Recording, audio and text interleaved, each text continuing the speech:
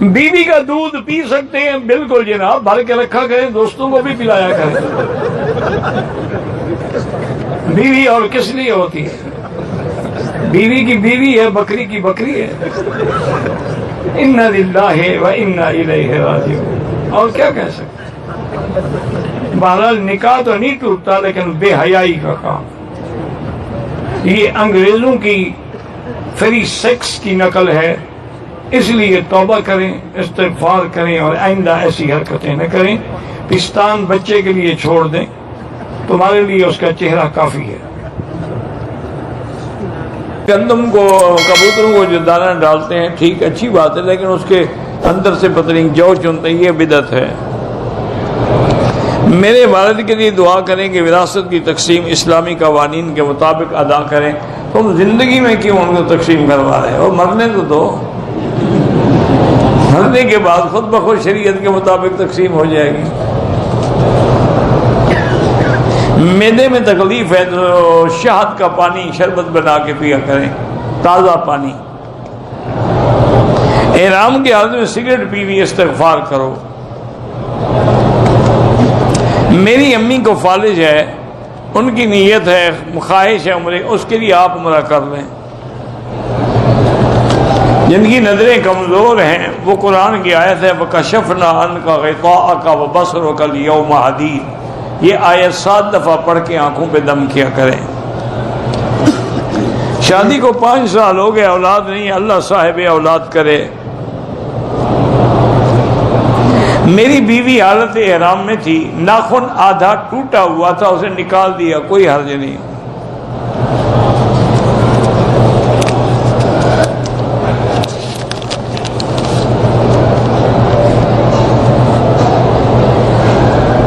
جس شخص نے نماز پڑھی اور فاتحہ نہ پڑھی بالکل ٹھیک ہے، ہم بھی کہتے ہیں اس کی نماز نہیں ہوتی، لیکن کچھ یہ سارے اکٹھے ہو کے مجھے کوئی نماز ڈھونڈ کے بتاؤ جس میں فاتحہ نہ ہو، پھر میں مسئلہ سمجھاؤں گا۔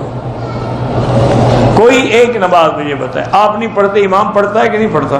تو نماز میں فاتحہ تو آ گئی، بات ختم ہو گئی۔ ہم نے نہ پڑھی، امام نے پڑھ لی، نماز میں تو فاتحہ ہے نا۔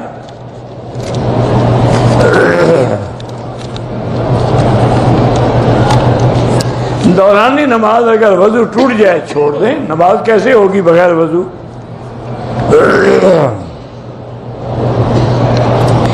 جمع بین الصلاتین سفر میں گزارش یہ ہے کہ صحیح جو مسئلہ ہے نا وہ جمع حقیقی عرفات میں ہے اور مزدلفہ میں ہے۔ باقی مطلق سفر جو ہے اس میں جمع سوری ہے، جمع حقیقی نہیں ہے۔ سوری کا کیا معنی کہ ظہر کو آخر وقت میں پڑھے، فارغ ہو کے عصر کو اول وقت میں پڑھ لے، تو دونوں نمازیں جمع بھی ہو گئی اور اپنے اپنے وقت میں بھی ہو گئی۔ چونکہ امام ابو حنیفہ فرماتے ہیں یہ قرآن کا مسئلہ ہے کہ ان الصلاۃ کانت المؤمنین کتابا موقوتا، موقوتا توقیت سے ہے، توقیت تعیین سے، یہ اشتراک قبول ہی نہیں کرتے۔ پھر ایک صحیح حدیث میں ہے کہ حضور پاک کا قافلہ چل رہا تھا، صحابہ نے عرض کیا کہ حضور ظہر کی نماز کا وقت ہو گیا، آپ نے الصلاۃ امام کو چلو چلو آگے آگے چلو۔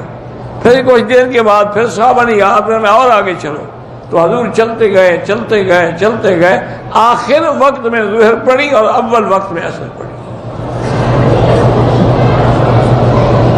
باقی ائمہ کے نزدیک جمع تقدیم تاخیر ہر وقت جائز ہے۔ ہمارے ملک میں جو بھی جائز کام کرواتے ہیں افسر رشوت مانگتے ہیں، اگر آپ کا کام جائز ہے اور وہ بغیر رشوت کے نہیں کرتا تو اس پہ لعنت ہے، لینے والے پر، تم پر نہیں ہے۔ عشر کا معنی یہی ہوتا ہے کہ جو فصل پیدا ہو اس کا 10واں حصہ۔ ہمارے پاس سید ہیں، ان کو عشر یا زکوٰۃ نہ دیا کرو، ویسے مدد کیا کرو، ہدیہ دیا کرو۔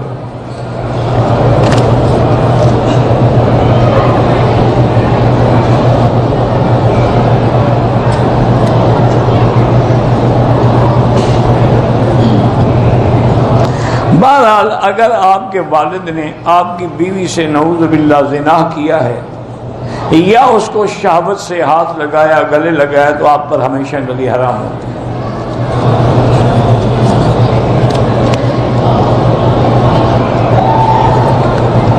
ظبی سے آئے ہیں عمرے کے لیے، 5 دن مکے میں اور 3 دن تک آپ کی نماز مسافری کی ہوگی جب اکیلے پڑھو گے، امام کے پیچھے تو پوری پڑھو گے۔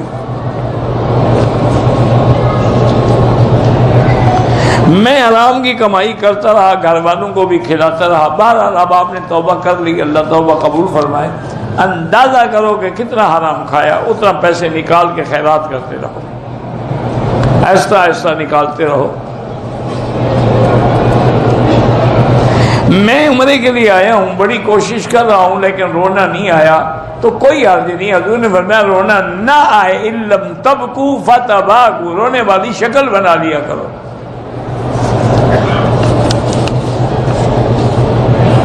یہ اپنے ہاتھ میں تو نہیں ہوتا نا رونا، یہ تو اللہ جس کو نصیب کرے۔ ایک ہمارے بزرگ تھے، فوت ہو گئے، حضرت مولانا فقیر محمد صاحب رحمۃ اللہ علیہ۔ اللہ کی شان ہے، اتنی ان پہ رقت کا اثر تھا کہ جب بھی ہاتھ اٹھا لیں دعا کے لیے بس فوراً رونا شروع ہونا، اور داڑھی بھیگ جاتی روتے روتے۔ یہ اللہ کی شان ہے۔ ہر طواف کے بعد 2 رکعت واجب پڑھیں، اگر 2-3 طواف اکٹھے کر کے بعد میں پڑھے وہ بھی جائز ہے۔ مولانا عبد الکریم ندیم سے اچھا اللہ ان کو خوش رکھے، ہمارے بالکل عزیزوں کی طرح ہیں، ماشاءاللہ بڑے اچھے خطیب ہیں۔ اگر عورت کو حیض کا داغ لگا لیکن آیا نہیں حیض تو تسلی کر لے، کپاس رکھ لے، اگر 100% یقین ہو کہ نہیں آیا ہے تو پھر نماز پڑھ سکتے۔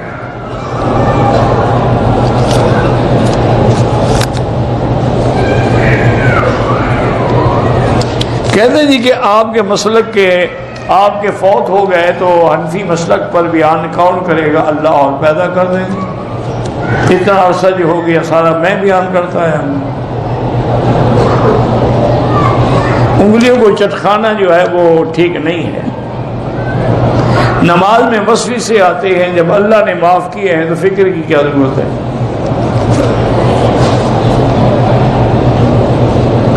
عورت جوڑے کی حالت میں یعنی جوڑا بنا کے نماز پڑھ سکتی ہے۔ طواف کی حالت میں نماز کعبے پہ نظر نہ ڈالیں، قدموں میں نظر رکھیں۔ طواف کرتے ہوئے ہی حجر اسود کو بوسہ دیا جاتا ہے، بغیر طواف کے بوسہ دینا تو ناجائز ہے۔ وضو کی حالت میں اگر بیٹھے بیٹھے اونگ آ جائے تو وضو نہیں ٹوٹتا، ٹیک لگا کے آ جائے تو پھر وضو ٹوٹ جاتا ہے۔ اگر کوئی آدمی کہہ دیتا ہے کہ جی یہاں کا کھانا اچھا ہے، اس کی معنی توہین کرنا نہیں ہوتا۔ حالات ہیں، ایک ہوٹل میں کھانا اچھا پکا ہوا نہیں ہونے کا، اچھا نہیں ہے تو کیا ہو گیا؟ وہ توہین ہے نعوذ باللہ کہ مکہ مدینے کی کسی چیز کی عمدن توہین کرے اور اچھے کو برا کہے۔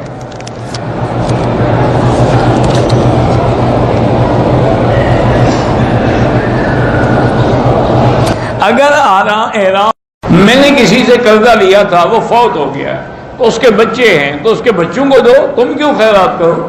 اس کے بچے موجود ہیں وارث، ان کو ادا کرو۔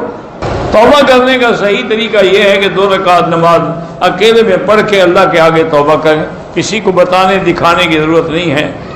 مسجد کے محراب میں منبر پڑا ہو، جائے نماز ہٹا کر بچھا لیا جائے، کوئی بات نہیں۔ جو بچے قرآن پڑھ رہے اللہ ان کے لیے آسان کریں۔ دعوت تبلیغ کے اختلاف کی وجہ سے اللہ اختلاف کو دور کرے۔ بد نظری سے بچنے کے لیے لا حول ولا قوت الا باللہ العلی العظیم پڑھا کریں۔ جب آدمی خود اکیلے نماز پڑھ رہا ہے، سنا کہ اعوذ باللہ بھی پڑھے گا، بسم اللہ بھی پڑھے گا پہلی دفعہ۔ حضور کی زیارت کے لیے درود شریف کی کثرت کریں اور اتباع سنت کریں۔ مسجد عائشہ سے عمرہ باندھ کے نیت کی، طواف کیا، صفا کے 3 چکر لگائے، حیض آ گیا، خراب ہو گئی، جدہ چلے گئے، غسل بعد صحبت بھی کر لی ماشاءاللہ، اب عمرہ بھی قضا کریں اور دم بھی دیں۔ شادی کے لیے علماء یہی فرماتے ہیں کہ سورۃ الرحمن 3 دفعہ پڑھ کے دعا کیا کریں۔ رشتے کے بعد منگیتر سے بات کر سکتے ہیں، منگیتر منگنی کوئی رشتہ ہے ہی نہیں جب تک نکاح نہ ہو۔ عمرہ قضا آپ نے کر لیا تو ٹھیک ہو گیا۔ دعا جو ہے وہ اللہ سے براہ راست مانگے وسیلے کے بغیر۔ پتہ نہیں عورت شوہر کے پیچھے جو ہے وہ گناہ کرتی ہے تو اللہ پکڑیں گے، بندہ کیا کر سکتا ہے؟ عمرے کے دوران طواف کیا، صفا نہیں کیا، بال کاٹ لیے، دم پڑ گئی، یہ جبہ کرتا پہنے سب جائز ہے۔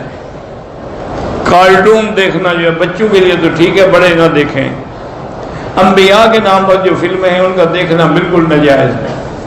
کھانے کے وقت پانی پی سکتے ہیں، کوئی بات نہیں، پہلے پئیں، درمیان میں پئیں، بعد میں پئیں، مثلا سے کوئی حکیم نے بتایا ہو تو میں کو بتا۔ بارہ اللہ سب کی حاضری قبول فرمائیں، اللہ ہر مسلمان کی اولاد کو صالح اور عالم بنائے۔ معتزلہ میں کئی لوگ ہیں، بعض کافر ہیں۔ لقمان سلفی اللہ عالم میں زیادہ نہیں جانتا، ان کے بارے میں کیا بتا سکتا ہوں۔ طارق جمیل صاحب نے جو کچھ کہا ہے وہ زندہ الحمدللہ موجود ہے، ان سے پوچھیں۔ بچی شادی شدہ ہے، اس کا شوہر اس کو لینے بھی نہیں آتا، طلاق بھی نہیں دیتا، 6 سال سے گھر بیٹھی ہے، اللہ مشکل حل کرے، لیکن لازمی بات ہے کہ آپ خلو کر کے اس کا نکاح ختم کرائیں۔ جب وہ 6 سال سے بیٹھی ہے، نہ لیتا ہے نہ آتا ہے، ایسے نکاح کا کیا فائدہ؟ مطاب میں بھی کھڑے ہو کے جنازہ پڑھ سکتے ہیں۔ سود پر گاڑی لی، وہ توبہ کرو، استغفار کرو، اور کیا کفارہ ہے۔ اگر عمرے کے بعد تھوڑے ٹک لگائے ہیں تو دم پڑ جاتی ہے۔ عمرے کے دوران صابن سے ہاتھ دھو لیے، 1-2 ریال خیرات کر دو۔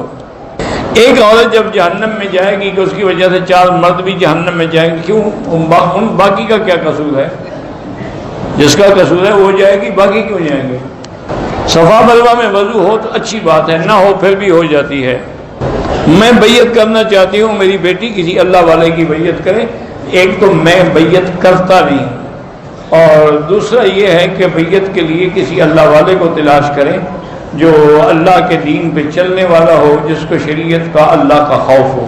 موجودہ دور میں تو بہت مشکل ہے، آپ گھر میں بیٹھ کے عبادت کرتی رہیں، قرآن پڑھتی رہیں۔ 14 سال کا حافظ قرآن جماعت کروا سکتے ہیں؟ ہاں جی کروا سکتا ہے۔ بھائی شاہد نصیر کا انتقال ہو گیا، اللہ مغفرت فرمائے۔ تبلیغی جماعت کے نکلنے کے لیے زبردستی جائز نہیں، آپ دعوت دیں، آپ کا کام دعوت دینا ہے، جبر کرنا نہیں۔ جہاز کے پانی سے وضو کر سکتے ہیں؟ جہاز کا پانی مجھے کیا پتا کیوں نجس ہوگا، لازمی پر جہاز چلتا ہے تازہ پانی لیتے ہیں، نجس کیوں ہوگا؟ مسجد عائشہ سے عمرہ ہاں ہو سکتا ہے۔ آپ پاکستان کب آئیں گے؟ جب اللہ توفیق دیں گے اور اللہ لکھیں گے۔ بہرحال طواف کے بعد جو 2 رکعت ہیں وہ واجب ہیں۔